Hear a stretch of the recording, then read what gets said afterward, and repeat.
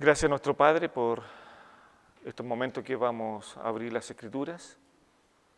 Te suplicamos, Padre, que este sea un momento en el cual podamos abrir nuestro corazón, nuestra mente, y que, Padre, tu Santo Espíritu nos ilumine para poder entender tu palabra. Señor, tu palabra no está atada a un tiempo determinado, sino que trasciende, Señor, todo lo que uno puede pensar. Y, Padre, lo que tú enviaste por tu Santo Espíritu para que escribieran los apóstoles, hoy día está vigente, Señor. Aunque fue hace tantos años atrás, tu palabra sigue vigente. Guíanos en este estudio y también, Padre, a todos nuestros hermanos que van a estar escuchando de tu palabra. Quedamos en tus manos, en nombre de Jesús. Amén.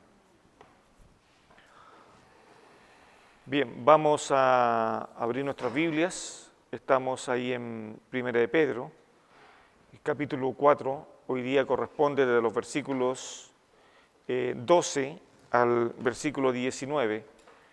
Va a ser muy difícil que hoy día podamos terminar estos versículos porque realmente hay mucha información al respecto. Así que vamos ahí a abrir su palabra. Primera de Pedro, capítulo 4, versículos 12 al versículo 19. Dice así, voy a leer la versión Reina Valera. Amados, o también hay otras versiones que dice queridos. ¿Ya? Amados es más la traducción correcta que tiene que ver con el ágape, ¿ya? Con un amor de Dios. Amado, no os sorprendáis del fuego de prueba que os ha sobrevenido, como si alguna cosa extraña os aconteciese, sino gozaos por cuanto sois participantes de los padecimientos de Cristo, para que también en la revelación de su gloria os gocéis con gran alegría. Si sois vituperados por el nombre de Cristo, sois bienaventurados, porque el glorioso Espíritu de Dios reposa sobre vosotros. Ciertamente, de parte de ellos Él es blasfemado, pero por vosotros es glorificado. Así que ninguno de vosotros padezca como homicida, o ladrón, o malhechor, o por entrometerse, o también por entremeterse en lo ajeno. Pero si alguno padece como cristiano, no se avergüence, sino que glorifique a Dios por ello. Porque es tiempo de que el juicio comience por la casa de Dios, y si primero comienza por nosotros, ¿cuál será el fin de aquellos que no obedecen al Evangelio de Dios? Versículo 18, y si el justo con dificultad se salva, ¿en dónde aparecerá el impío y el pecador? De modo que los que padecen según la voluntad de Dios, encomienden sus almas al fiel Creador y hagan el bien. Largo el texto, pero como dije hoy día, no lo vamos a poder desarrollar completamente y creo que vamos a poder desarrollar un solo versículo o dos. Creo que no es mucho más de lo que podemos avanzar porque es demasiado extenso y la verdad cuando uno vuelve a repasar se le van ocurriendo más cosas y va abriendo el texto y lo va abriendo y lo va abriendo, entonces la verdad es muy difícil. Uno sabe dónde empieza, pero no sabe cuándo va a terminar. Así es la palabra del Señor. Así que bueno, como título hoy día a estos versículos es las pruebas en los creyentes. Una vez, hace tiempo, pregunté a quién de los creyentes les gustaba ser probados y la verdad nadie levantó la mano. Y creo que en nuestra naturaleza a nadie le gusta ser probado, a nadie, porque estamos acostumbrados a vivir una vida simple, una vida sin problemas, y muy por el contrario, tratamos de evitar los problemas. Bueno, acá hay una pregunta que para que comencemos a analizarla. ¿Deben sufrir los cristianos? Increíble. Supe de una conversación entre dos inconversos y un creyente, y los inconversos le decían al hermano, al creyente, ¿por qué hacerse cristiano? si yo no voy a la iglesia, le decía uno de ellos, no tengo problemas. Y ustedes, desde que van a la iglesia, tienen más problemas. Entonces, ¿para qué hacerse cristiano? Increíble eso. Entonces la pregunta es, ¿debemos los cristianos sufrir? Y es una buena pregunta, ¿no? Para analizar, ¿estamos en condiciones, estamos dispuestos a sufrir, pero a sufrir por la causa de Cristo? Sí, ese es el tema. Bueno, como introducción, quiero ir rápido a este tema. Entonces, si los cristianos deben de sufrir, entonces, ¿por qué Dios permite que los suyos sufran? ¿Por qué? Los grandes escritores del Antiguo Testamento, especialmente en los Salmos, ellos escribían y ellos pensaban que Dios los había abandonado. Y la verdad que Dios estaba más cerca de ellos de lo que ellos podían imaginar. Y cada uno de ellos escribía que Dios los había dejado solos. Y ellos, muchos de ellos pasaron desiertos en su vida espiritual. Uno de ellos, el gran líder, Moisés, que tuvo que pasar en el desierto una soledad enorme para poder al final ser ablandado por Dios y ser guiado por Dios para esta tarea tan importante. Entonces, la pregunta es, ¿por qué los creyentes, por qué Dios permite que los creyentes sufran? Si vamos ahí igual a 1 de Pedro, si volvemos al versículo 12, el capítulo 4, versículo 12, dice, amados, no se sorprendan. No queden así, oh, lo que está pasando en mi vida. Pedro dice, no se sorprendan. ¿De qué? Del fuego de prueba que os ha sobrevenido. Recuerde que 1 Pedro es una iglesia perseguida. Ese es el concepto que debemos tener en nuestra mente. Cada vez que abramos 1 de Pedro para leerla, debemos de entender que es una iglesia perseguida. Es una iglesia que no lo está pasando bien. Y por eso que Pedro le envía este aliento, estas palabras, para que ellos puedan comprender que deben de asirse del poder de Dios y deben de comprender que las pruebas que van a estar pasando ellos no es una cosa extraña. Entonces ahora, ¿por qué Dios permite que los suyos sufran? Y Pedro ahora le dice, amado, no se sorprendan, no se sorprendan. Pero le explica a estos hermanos que no se extrañen cuando se aproximan los sufrimientos. No se extrañen. Ahora, si quieren anotar dos cosas, los creyentes pueden sufrir al menos por dos cosas. Imaginen, al menos por dos cosas pueden sufrir. Uno, por la voluntad provincial de Dios. Por la voluntad provincial de Dios. Y a ello puedo responder ahí en 1 de Pedro, también capítulo 4, versículo 16. Si vamos ahí y podemos leer ahí en 1 de Pedro 4, 16, el Señor dice ahí a Pedro, pero si alguno padece como cristiano, no se avergüence. No se avergüence, así dice Pedro. Si no, glorifique a Dios. Se dan cuenta los contrastes. Acá hay un contraste enorme. Primero dice, si alguno padece como cristiano, no se avergüence. Y ahí ahora viene el contraste. Si no, glorifique a Dios. Mire por favor el versículo 12 y versículo 13, también de 1 Pedro 4.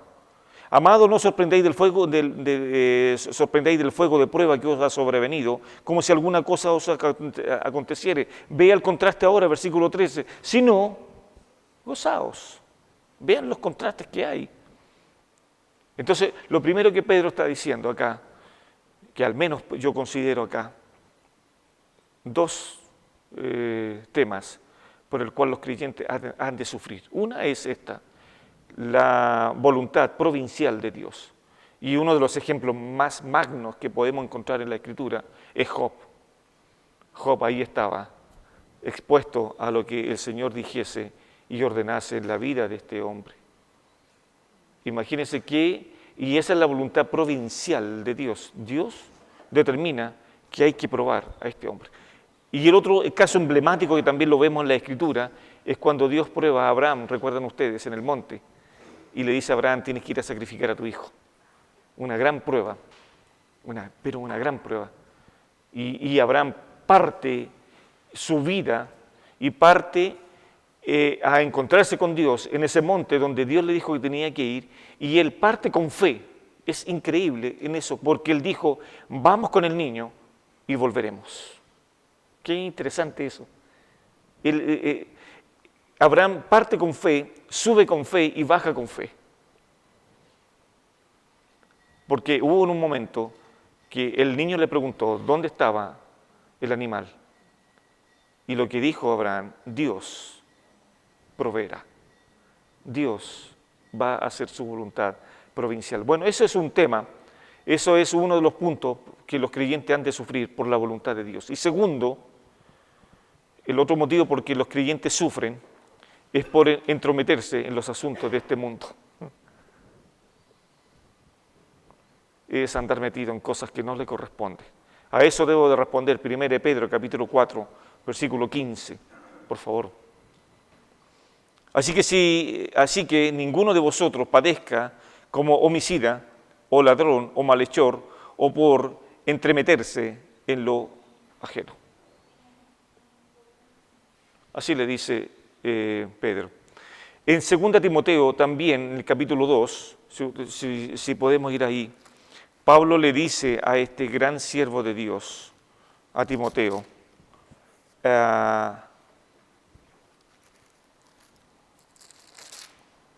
capítulo 2, bien digo, en el versículo 3, Pablo dice a Timoteo, tú pues sufre penalidades como buen soldado. Sufre penalidades como buen soldado de Jesucristo.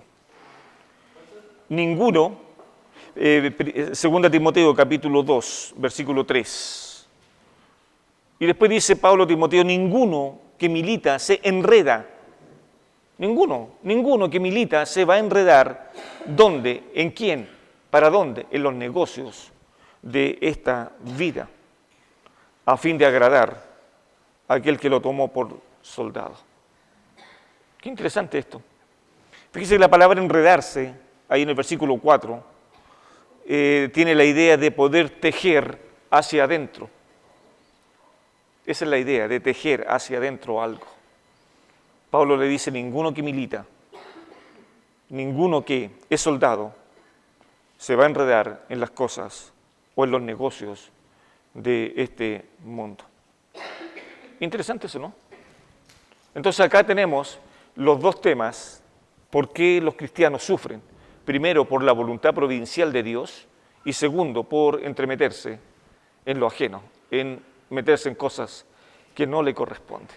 Entonces ahora Pedro está diciendo ahora en el capítulo 4, en el versículo 12, Pedro no está diciendo, no se sorprendan ustedes si van a sufrir por entrometerse en lo ajeno. Creo que uno podría saber en los dos puntos que voy a recibir mi premio. Si honro el nombre de Dios, entonces voy a sufrir penalidades y mi conciencia, y el Espíritu Santo va a hablar en mi conciencia, va a decir, está sufriendo como un fiel hijo de Dios. Pero muy por el contrario, si mi conciencia me acusa que me estuve metiendo en negocios de este mundo, evidentemente tengo que asumir las consecuencias por el cual me metí en este tremendo problema. Se va entendiendo, ¿no? Este tema. Como Pedro ahora, imagínense los hermanos ahí, pasando tribulaciones enormes, y llega este mensaje a ellos, y aún más le dice Pedro a ellos, hermanos, no se extrañen de esto, no se extrañen de poder ser perseguidos, de poder estar en dificultades. Amados, no se extrañen del fuego de la prueba que están soportando, como si algo fuera algo extraño. Cuando hay una bacteria o hay algún virus que se inserta en el ser humano, el cuerpo lo va a detectar y lo va a tratar de eliminar o lo va a tratar de poder expulsar, porque es algo extraño, no pertenece al cuerpo. Pero ahora esto es todo lo contrario, dice que los sufrimientos son algo cotidiano y algo que el creyente debe hacer su amigo, hacer su fiel amigo. Increíble. El cuerpo desecha, cuando hay un virus, viene la fiebre y evidentemente hay un problema, ¿no? Porque algo está entrando en el ser humano. Pero en la vida de los creyentes, Pedro dice, no, esto no tiene que ser así. Ustedes no tienen que expulsar, por así decirlo, los problemas por levantar la bandera de Cristo. Muy por el contrario, tienen que levantarla. Así que no es de extrañarse que ustedes estén pasando esta dificultad. Eso es lo que está diciendo acá Pedro. Acá en el versículo 12, voy a lo menos mencionar 3 puntos que me gustaría que fueran también ahí anotando. Número 1, Pedro le dice a los hermanos, no se extrañen. Este mismo verbo, extrañarse, está, si lo podemos ver ahí en el capítulo 4, versículo 4. Si podemos leerlo también ahí, y usted me acompañen con sus Biblias. A estos, es decir, al mundo, ¿cierto? A mis amigos de antes, como dice Pedro, también ahí, baste ya el tiempo en el versículo 3, pasado por haber hecho lo que agrada a los gentiles. Entonces, estos en el versículo 4 son los gentiles. ¿Les parece cosa extraña que vosotros no corráis con ellos en el mismo desenfreno de desilusión y os ultrajan? Esta palabra ahí, extrañen, es la que está aquí también en Primera de Pedro, como cosa extraña. Al mundo, dice Pedro, les parece extraño que ahora, que los que han nacido de nuevo, están viviendo otra vida. Y el mundo se está extrañando de estas cosas. Entonces, el mismo verbo, como digo, extrañarse, aparece ahí en el versículo 4, y de ahí entonces que el mundo se extraña de que los creyentes no participen de sus desenfrenadas vidas que antes tenían al respecto. Pedro le dice a los hermanos con este tema que no deben de sorprenderse si les llega el momento de sufrir persecución. No se sientan extraños, dijo. No es como algo que llegó de repente. El creyente en todo momento debe saber que va a ser atacado por Satanás, va a ser atacado por el mundo y va a ser atacado por su propia carne y por sus propios deseos, sus propias concupiscencias. El creyente debe saber eso. Está en alerta. Entonces, como está en alerta, el Señor entonces dejó en su palabra elementos suficientes para combatir estos temas. Y eso es lo que dice en Efesios capítulo 6. Recuerde cuando uno lee la armadura de Dios. Vamos ahí, por favor, a Efesios 6, porque ahí hay consejos sabios que el apóstol Pablo les va a dar a los hermanos.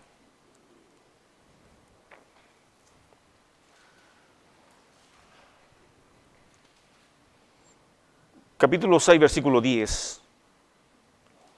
Por lo demás, hermanos míos, fortaleceos en el Señor y en el poder de su fuerza, vestidos de toda la armadura de Dios para que podáis estar firmes contra las acechanzas. Esta palabra acechanzas es la palabra metodeia, que significa engaños, artimañas, para perjudicar a alguien, hacer planes para engañar a alguien, hacerlo caer. Eso también tiene esa idea profunda el texto. ¡Qué increíble! Entonces dice Pablo a los hermanos, vestidos de toda la armadura de Dios, para que podáis estar firmes ¿contra qué? Contra los engaños, las artimañas, que alguien nos va a hacer caer.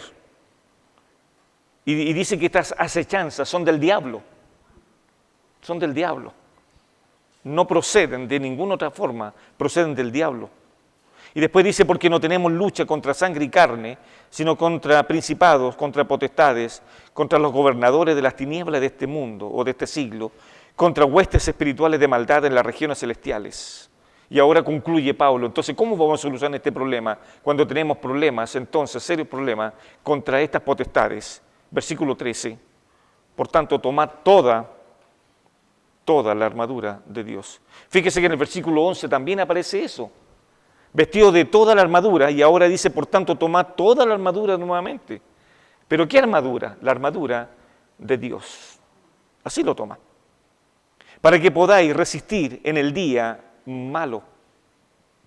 Esta palabra en el día malo, Pablo tiene la idea de, como dije en algún programa por ahí o en alguna predicación, en el día malo es no tan solo el día a día que yo estoy viviendo, sino que mañana es el día a día, tengo que estar luchando, pero no tan solo el día a día, sino que tal vez en hora a hora, minuto a minuto, segundo a segundo, milésima a milésima, tengo que estar consciente de que tengo un enemigo que es más poderoso que yo y en el fondo necesito toda la armadura de Dios. Pedro le dice a los hermanos, no os sorprendáis del fuego de persecución, de sufrimiento que va a venir sobre vosotros. Y de hecho, ¿por qué el mundo nos odia? ¿Por qué el mundo desecha a los cristianos? Porque el mundo, dice nuestro hermano Juan, ama más las tinieblas que la luz. Porque sus obras son malas. Por eso nos odian al respecto. Y por tantas otras cosas más que no vale la pena decir ahora al respecto. Entonces ahora Pablo le dice a los hermanos en el capítulo 6 de Efesios, versículo 14, estad pues firmes. Así le dice, estad pues firmes. Versículo 16, sobre todo tomad el escudo de la fe con que podáis apagar los dardos de fuego. Estas son flechas, estos dardos son flechas impregnadas con sustancias que tienen combustible. Eso es. Entonces imagínense ustedes, cuando se disparaban estas flechas con combustible, se impregnaban en el cuerpo del ser humano y el ser humano se empezaba a quemar por dentro. Y Pablo le está diciendo, pónganse esta armadura. Esto les va a servir. Se van a cubrir la cabeza, se van a cubrir el pecho, se van a cubrir los pies. Eso tienen que ponerse los creyentes. Entonces ahora volvamos a Pedro para entender esta idea. No se extrañen, no se extrañen. Que no los sorprenda esto en el fondo eso. Pedro le dice a los hermanos que no deben de sorprenderse si les llega el momento de sufrir persecución. De hecho, el Señor Jesucristo ya había anticipado que los creyentes iban a sufrir. Si el Señor dijo, si a mí me persiguieron, ¿cuánto más a ustedes? Mire por un momento, por favor, Juan. El Evangelio de Juan, capítulo 15.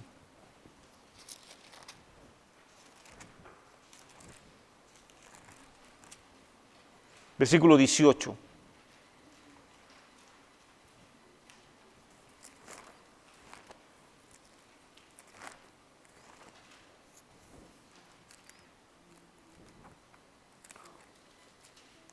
Si el mundo, dice el Señor, os aborrece, sabed que a mí me han aborrecido antes que a vosotros.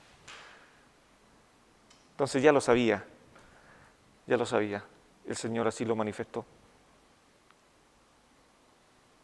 Capítulo 19, el versículo 19 también. Si fuerais del mundo, el mundo amaría lo suyo, pero porque no sois del mundo, antes yo os elegí del mundo, por eso el mundo os aborrece. Por eso nos aborrece. Capítulo 17, versículo 14, también de Juan. Yo les he dado tu palabra, dice Juan, lo que dice el Señor también. Y el mundo los aborreció porque no son del mundo, como tampoco yo soy del mundo. Entonces ya estaban los apóstoles advertidos por el Señor que iban a pasar persecución. Y por último, primera de Juan, capítulo 3, versículo 13. Primera de Juan, capítulo 3, versículo 13. Hermanos míos, dice Juan, ya allá por el año 90 y fracción, el último apóstol que va a escribir, está escribiendo estas palabras y que son tan acertadas. Y créanme que Juan, como Pedro, no sé si más adelante lo voy a explicar, fueron los dos primeros hombres, después del bautismo del Espíritu Santo, que fueron encarcelados y fueron perseguidos. Fueron los dos primeros. Eso es maravilloso entenderlo. Después a lo mejor en algún momento lo voy a explicar. Primera de Juan capítulo 3, versículo 13. Hermanos míos, no os extrañéis si el mundo os aborrece. ¿Pero por qué me tiene que aborrecer el mundo? Bueno, porque soy cristiano. ¿Por qué a los niños tienen que aborrecerlos en los colegios? Porque los niños están orando, porque los niños están dando gracias por los alimentos, porque los niños tienen tiempo de poder leer las Escrituras, porque los niños tal vez no dicen groserías como el resto. ¿Por qué a los estudiantes, por qué a los empleados nos tienen que odiar? Porque realmente tienen que levantar la bandera del Evangelio en alto. Entonces Pedro le dice, no se sorprendan si el mundo los va a perseguir. Y cada vez más se está estrechando este tema de que ahora nosotros vamos a ser acorralados vez más vez, y nos van a dejar, pero sumamente encajonados Y créame que va a ser así. Hasta que llegue entonces el momento de poder que el mundo va a provocar cerrar nuestros templos, quemar nuestras iglesias, perseguirnos, desalojarnos, tantas otras cosas más. Afortunadamente en Chile todavía no llega, pero lea las noticias fuera de las fronteras, cómo nuestros hermanos están sufriendo por causa del Evangelio. Por lo tanto, la persecución no está muy lejos, queridos hermanos, no está muy lejos. El tema es que cuando llegue a nuestras iglesias, ¿cuántos de nosotros vamos a estar preparados para ese evento? Entonces, el primer punto era, no se extrañen, no se extrañen. Si esto va a venir, sí o sí. Segundo punto, ¿en qué consiste este sufrimiento, del fuego de prueba? ¿En qué consiste? Eso es lo que está diciendo Pedro. Volvamos allá a 1 Pedro. Perdónenme que los pasé tanto, pero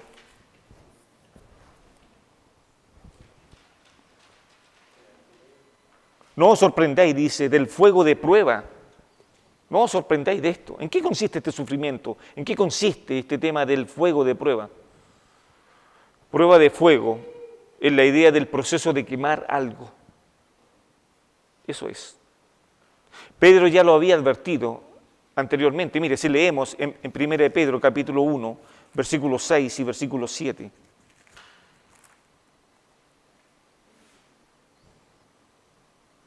Primero Pedro 1, 6 y 7, en lo cual vosotros os alegráis, aunque ahora por un poco de tiempo, si es necesario tengáis que ser afligidos en diversas pruebas, para que sometida a prueba vuestra fe, mucho más preciosa que el oro, el cual aunque perecedero, se prueba con fuego, sea hallada en alabanza, gloria y honra, cuando sea manifestado Jesucristo.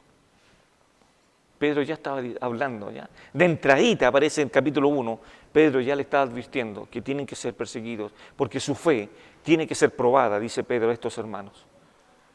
Queridos hermanos, no hay ningún remedio, no hay absolutamente nada fuera de las pruebas que pueda intensificar nuestra fe.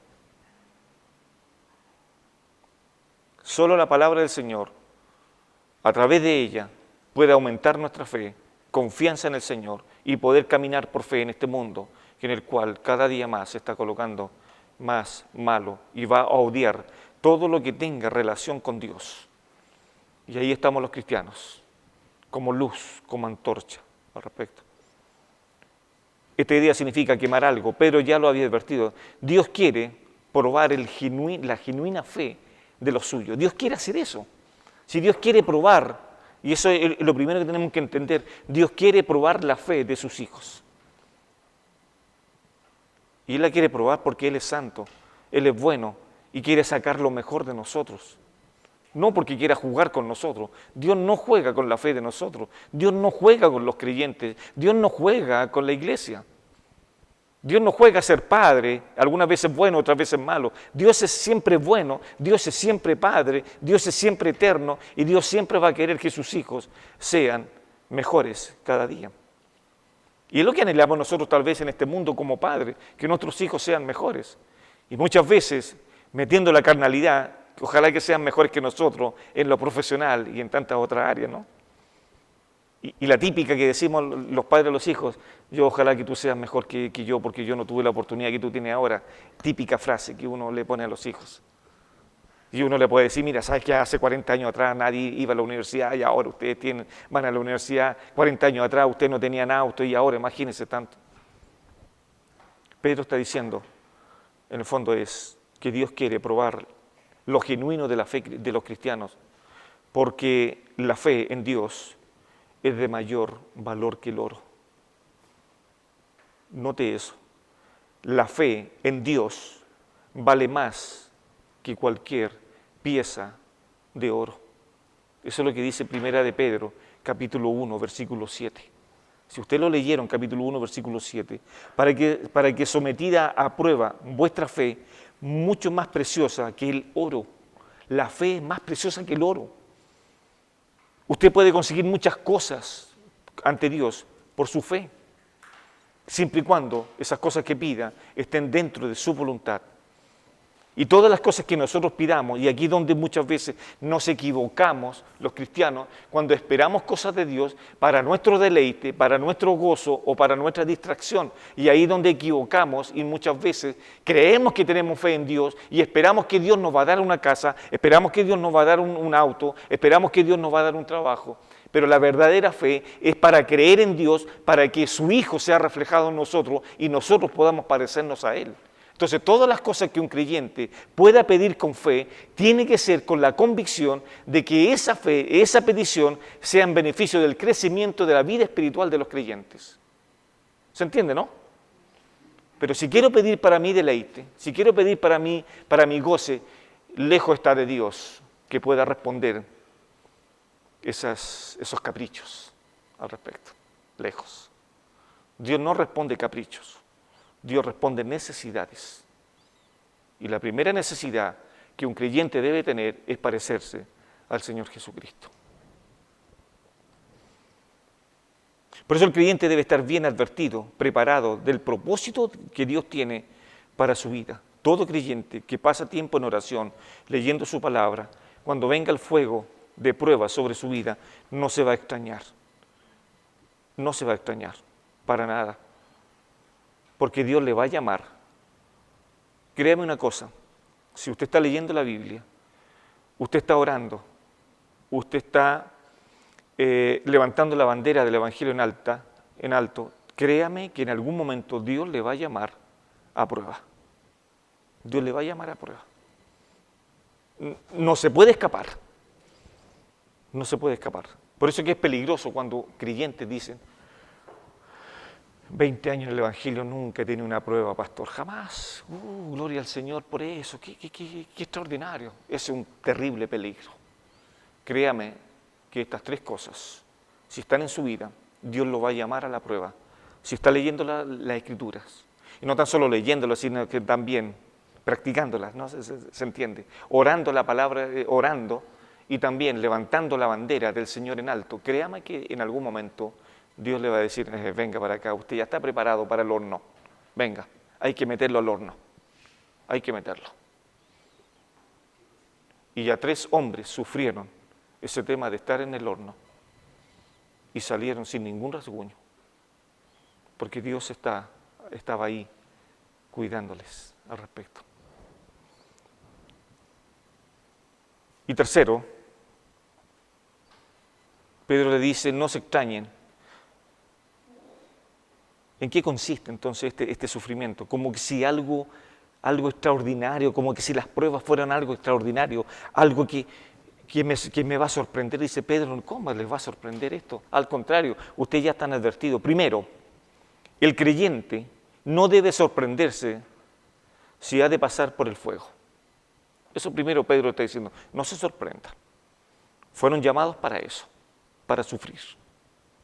Segundo, el creyente no tiene que cuestionar la providencia de Dios cuando algún sufrimiento llega a tocar su vida.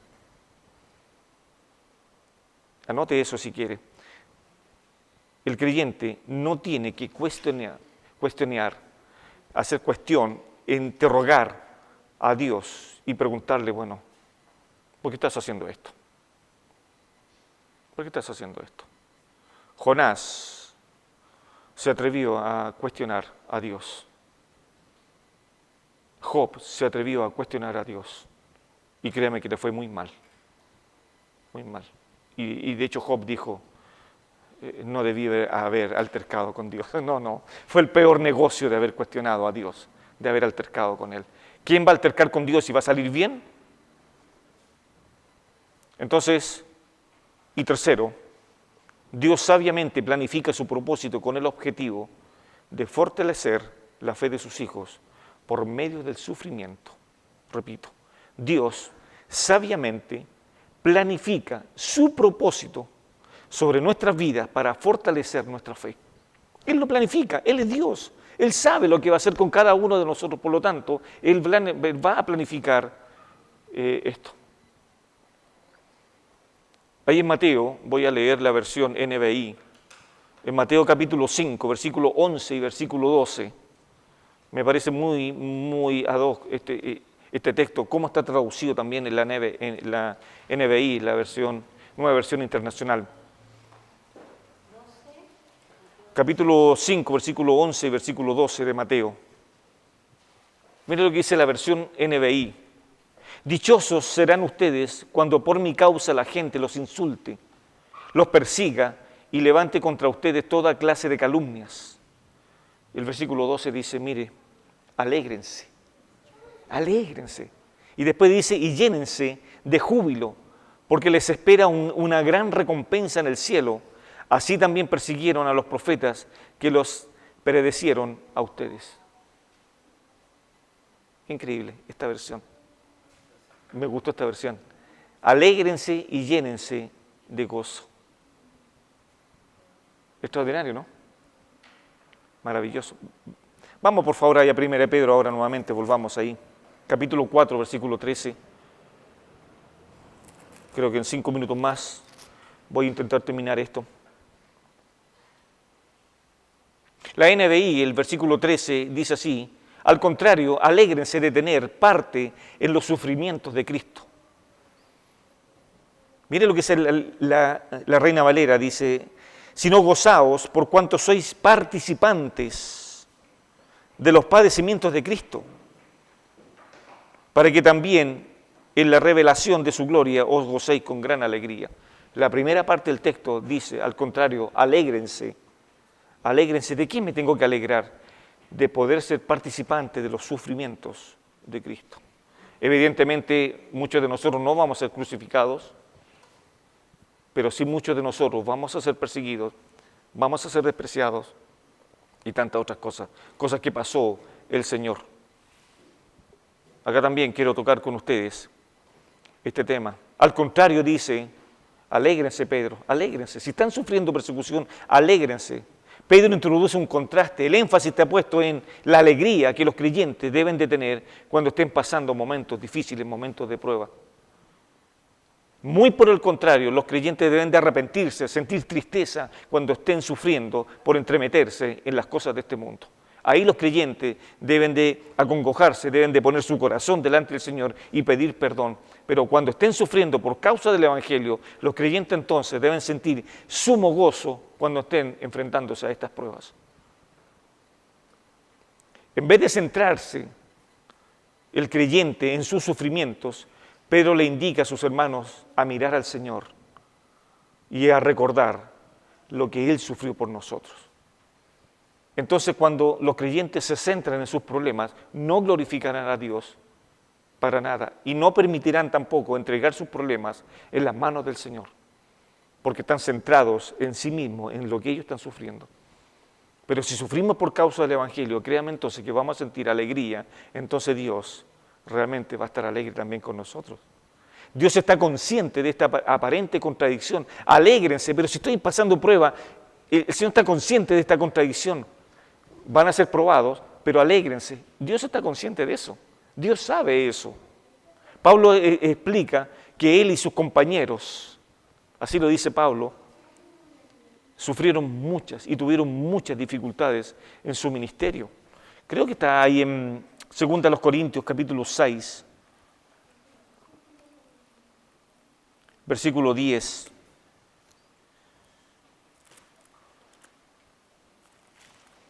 Segunda a los Corintios 6, 10. Como entristecidos, mas siempre gozosos, como pobres, mas enriqueciendo a muchos, como no teniendo nada, mas poseyéndolo todo. No tengo nada, pero lo tengo todo. Eso en el fondo. Creo que en algún momento lo expliqué esto. No tengo nada. No tengo nada en este mundo, soy pasajero. Los hermanos a los cuales recibieron esta carta de Pedro no tenían absolutamente nada, pero Pedro le dice ahí arriba que ellos tienen una herencia incorruptible, inmarcesible, reservada allá arriba para ustedes. No tengo nada en este mundo, pero lo tengo todo allá arriba en el cielo, donde el ladrón no va a entrar, no me va a robar las riquezas que he acumulado en Cristo Jesús, y como coheredero de Él, tengo esas riquezas que Él me prometió, riquezas espirituales. No es un banco, como algunos intentan describir los tesoros que tengo ahí arriba. Hermano, tengo allá tesoros, así que puedo emitir un cheque y creen que con eso Dios les va a dar todo. No, son riquezas espirituales. Dios nos bendijo con, eso es lo que dice Efesios capítulo 1, Él nos bendijo con toda bendición espiritual en los celestes. Esas son las riquezas espirituales que Dios nos ha reservado a nosotros. Entonces alégrense, dice Pablo, pero le dice a su audiencia que cuando tengan que sufrir por Cristo, lo han de hacer con mucho gozo. Sufren con gozo. No tenemos antecedentes, mire, y algo interesante en esto lo que voy a explicar y con esto voy a terminar. No tenemos antecedentes que Pedro haya sufrido por causa del Evangelio antes de Pentecostés. No tenemos antecedentes. Haga un remember, recuerde, si alguna vez Pedro sufrió por causa del Evangelio antes de Pentecostés, antes que el Espíritu Santo lo haya sellado, no tenemos. Muy por el contrario, tal vez, él fue un mentiroso, ¿cierto? Él dijo que quería prometer algo, seguir al Señor hasta la cárcel, y no lo prometió. No tenemos antecedentes de que Pedro haya ido a la cárcel antes de Pentecostés. No tenemos antecedentes al respecto. No tenemos que él haya sufrido por causa del Evangelio. Pero sí Pedro sufre, junto con su hermano Juan, persecución de parte de las autoridades judías. Él sufre persecuciones. Y aquí hay 2 episodios en el libro de los Hechos en el cual podemos entender lo que Pedro sufrió. Lo primero está en Hechos, capítulo 4, versículo 1. Si vamos ahí, Hechos, capítulo 4.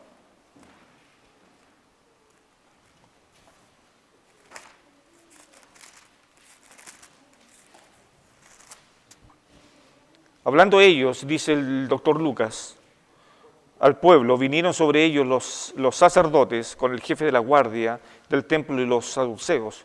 Recuerdo que los saduceos no creían en la resurrección de los muertos. No creían. Resentidos, ¿sabe que esta palabra resentido significa furiosos? Estos hombres estaban furiosos de que Pedro y Juan enseñasen al pueblo y anunciasen en Jesús la resurrección entre los muertos. ¿Y sabe lo que hicieron? Primero, el primer arresto, primero dice, ¿cuál fue el delito? Resentido, de que enseñasen de que Jesús resucitó entre los muertos. ¿Y cuál es la consecuencia de este delito? Lo echaron en la cárcel. Quedaron presos. Capítulo 4, versículo 10. Sea notorio a todos vosotros y al pueblo de Israel que en el nombre de Jesucristo de Nazaret, a quien vosotros crucificasteis y a quien Dios resucitó de los muertos, por él este hombre está en vuestra presencia. Y todo nació porque el Señor sanó un cojo. De ahí nació todo este problema. Bueno, creo que lo vamos a dejar ahí en el primer arresto. La próxima semana, si es que tenemos la posibilidad de seguir, vamos a tomar el segundo arresto ahí en el capítulo 5 del libro de los Hechos, para que podamos seguir comprendiendo un poco. Pero como resumen y como conclusión, queridos, si mañana o en un rato más, o pasado mañana, o sea el día que sea, tengamos que enfrentar persecución y pruebas, no nos extrañemos. No nos extrañemos, no nos admiremos, porque va a llegar el momento en que va a ser más dura esta pelea con el mundo. Porque cada vez más Satanás está tomando control de este mundo. Pero créame que le queda muy poco, porque ya vendrá el gobierno perfecto de Cristo en el milenio y será un gobierno perfecto. Mientras anhelamos la venida del Señor, los creyentes. ¿Oramos? Señor, gracias porque eres bueno y gracias a nuestro Padre Celestial porque nos animas con tu palabra para poder seguir estudiándola, pero también, Padre, tomar ejemplo de aquellos que sufrieron antes que nosotros. Padre, hombres y mujeres que entregaron su vida por causa del Evangelio.